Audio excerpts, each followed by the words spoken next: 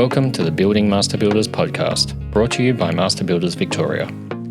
Since 1875, we've championed high standards and supported professionals across the building and construction industry. During this episode, we're sharing snippets of information from one of our webinars to give you some insight into some of the other resources available. You'll hear from Adrian Ziccone, Workplace Relations and Safety Manager at Master Builders Victoria, and Dominic Fleeton, Partner at K&L Gates, in the webinar Understanding WorkCover from an Employer Perspective. The full version of this recording is available on our website and linked in the description. What kind of guidance for those sorts of injuries that are potentially pre-existing would you recommend for our membership?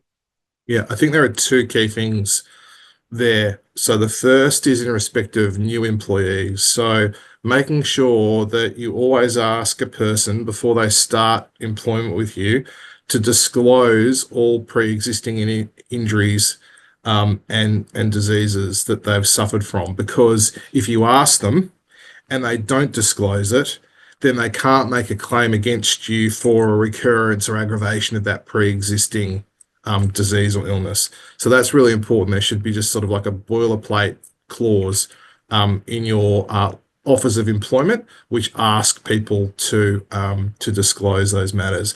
But there are lots of circumstances where that's not in an offer of employment, but you might learn about a pre-existing injury or illness just by virtue of day-to-day interactions with an individual or hearing things that are sort of reported back to you about an individual. So if you become aware, you weren't aware that someone might have had a pre-existing injury, but then something comes to your attention that suggests that they do. For example, they had a bulged disc, 4 years ago, or they had a problem with their knee, or they sustained some other sort of injury or illness, whatever it is, make a note of that. And don't just let it go past, because if the person then makes a claim for the same sort of injury or illness in future, you want to be able to say to the insurer and their investigator, well, we're not sure whether or not this is because of work. It's not clear to us. And by the way, we have become aware that he or she previously suffered from this sort of injury. So, what are you going to do to try and work out whether or not this is a pre-existing injury and whether or not we caused it or not, which requires the investigator to get medical, prior medical records of the person and go about that sort of fact-finding exercise. But it's, incredibly common for people to walk in, not disclose a thing about their health because they're not asked to, and then lo and behold, they aggravate something and claim it as a new injury. And then you're on the hook for it. So I think any intel that comes to your attention, make a note of it, and then try and confirm it if you can. In any circumstances, should an employer try to avoid a work cover claim where they've got a worker that may have a physical or mental injury? Yeah, look, there are situations, and I've seen it happen, where if the employer takes certain proactive steps, it can result in a good outcome, by which I mean the person getting back to work quite quickly and they don't end up filing a work cover claim. You obviously can't stop anyone filing a work cover claim, but if you are proactive in certain situations, it can be avoided. And those situations are really where I see it work is someone, for example, might suffer a sprain or some form of pretty minor musculoskeletal type injury. And really what they need is a bit of time off, not long, we're talking maybe a week. They need quick access to a physio or an osteo or someone similar who can really start actively treating them and letting them know what they need to do to try and recover and reduce the symptoms and get back to work, maybe with some modifications, light duties for a short period of time, but they get in, they get the medical help they need, they get the time away from work, maybe, they get a bit of income support, through paid leave, but it's short-lived. And where I've seen some employers do it well is sort of actively trying to get individuals in front of the medical help that they need and facilitate that. And oftentimes paying for the cost of, a session or two. And if it resolves quickly, the injury resolves quickly, they're able to get back to work. Oftentimes the individual is very happy with that. They feel supported.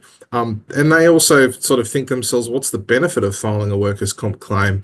If their mindset is, I want to come back to work and I want to work and I want to recover, then there is really no utility in it, and they're not out of pocket. Those situations work well. But then I find they're the exception rather than the rule. A lot of times the injuries are more serious, or the recovery time or the treatments required is more complicated. It's not necessarily going to be a super quick turnaround. And then when you get to mental health injuries, it's even more problematic because the extent of those issues is just always very difficult to tell, no matter what no matter what the circumstance. So, yeah, you can take proactive steps, and it can result in a work cover claim not being filed, but that's usually the product of good proactive management in circumstances where the life of the injury, so to speak, is pretty short. Another scenario here about an employee and potentially disputing liability, because I've seen this one actually come up on more than one occasion. And I was speaking to a colleague who said, I've seen this one as well, where employee claims they have been injured in the workplace. There's no incident report. There's no documentation. No witnesses of say the injury. It could be a fall, for example. But the employer is aware that the employee is an avid footballer and plays, football on the weekend. I suppose in these sorts of circumstances, what could an employer do to try and dispute liability if they think that the claim isn't warranted or occurred in the workplace? Yeah. So, and I've seen this sort of example in various different variations a few times as well.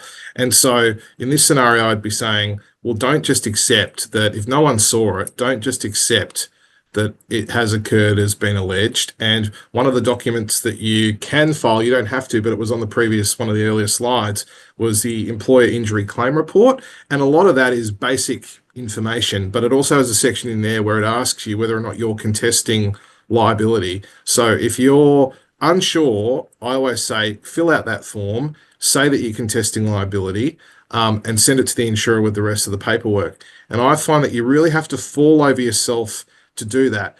Employers who are ambivalent about whether or not liability should be accepted send mixed messages to the insurer, and oftentimes insurers are looking for reasons to accept claims rather than reject them. So if you're not sure, or you feel very strongly about it, be very clear and say, we don't think liability should be accepted at minimum until you do a fulsome investigation. Because in Victoria, once a claim's accepted, trying to get the decision overturned is incredibly difficult. So you've really got, I would say to clients, you've got one shot. So, and that one shot means you cast around and see what you can find out as well. I find, for example, these days, the amount of stuff that people put out on social media about what they do in their own, like at work, but also in their own time, is astonishing. So sometimes I've seen situations where people have, put stuff up there about, and it shows, or it indicates how they've actually been hurt. So have a bit of a look around. The insurer and their investigators should be doing that too, but no harm in you having a bit of a look around too. Whatever you find, give it to them. So again, to your point earlier, it doesn't just have to be the form that we fill out and give to them. If there's something that we've got that makes us go, we think this is suspect, you should go have a look at this. If they play footy, why don't you go check with the footy club, for example, whether or not, there was any injuries reported coming out of that game. What's on social media? What's this, what are we hearing from other people? Go and have a look and encourage them to do that. And also, sometimes it's not clear about the status of the condition. Was it a pre-existing injury? Is it what they say they are? Well, put the pressure on the insurer to get an independent medical assessment done of the person. Don't just try and encourage them away from relying on whatever the treating practitioner says. because the treating practitioner knows is based on what the person sitting in the chair in front of them tells them. So you need a broader, more objective set of information about their condition as well and the likely cause of it. So really push them hard. You pay premiums to them, and sometimes they're very, you won't get much communication. You can't rely on them to do all this themselves. So be very clear about what you expect. The WorkCover scheme is great. It's there to support workers to return to work. It serves a purpose, but there are some actors that seek to take advantage of the system, unfortunately. In the example, it's a bit comical. You read through, it is actually a real member scenario where the worker was off receiving weekly benefits and then was found to be selling ice cream from an ice cream truck, even though supposedly couldn't bend, twist, stand or lift anything for long periods of time. I suppose in the face of potential scheme abuse, Dom, what would you advise an employer to do? Yeah, I think it goes back to the point we were making earlier about if you become aware of some information that you think the insurer needs to know, give it to them. So here you've got a report that they're off work, so supposedly certified unfit to do all sorts of things, and then you hear that they're engaging in activity which would presumably involve them doing at least some of those sorts of things. So that suggests that the certificate of capacity is wrong, or that there's some sort of fraud going on. So report it, and then ask that it be looked into, and surveillance is the most obvious example, and asking the agent to do it. They will want to understand, or should want to understand, whether or not someone is actually, in need of the support, or whether there's some sort of abuse or fraud going on. So put it in front of them and ask what they're going to do about it, and then keep following up. And then, of course, if you can get any other sort of confirmation of these things through other sources, people taking photos on their phones and, catching people in the act, so to speak, then, get those and send them through too. Long-term work cover. So after that 52 weeks, we get members come to us and go, what do we do now? 52 weeks have now passed. The employment obligation period's over. The worker's injury is generally stabilised, and it's pretty clear that they may never be able to return to work, or it's a pretty long road and it's going to take years. When that sort of happens, we generally recommend members start to review the claim and explore whether the employee is likely to return to the workplace. And if the answer is no, or the worker is not likely to return in the foreseeable future, we recommend members consider whether it is appropriate to terminate for incapacity. So when you're looking to terminate for incapacity, that's really where the employee is unable to perform those inherent requirements of the role. They can't do what they were doing before. And look, talking about the risk before, there are carve-outs in sort of legislation that sort of, effectively mean that terminations on the basis of an incapacity or an inability to perform the inherent requirements of the job aren't discrimination.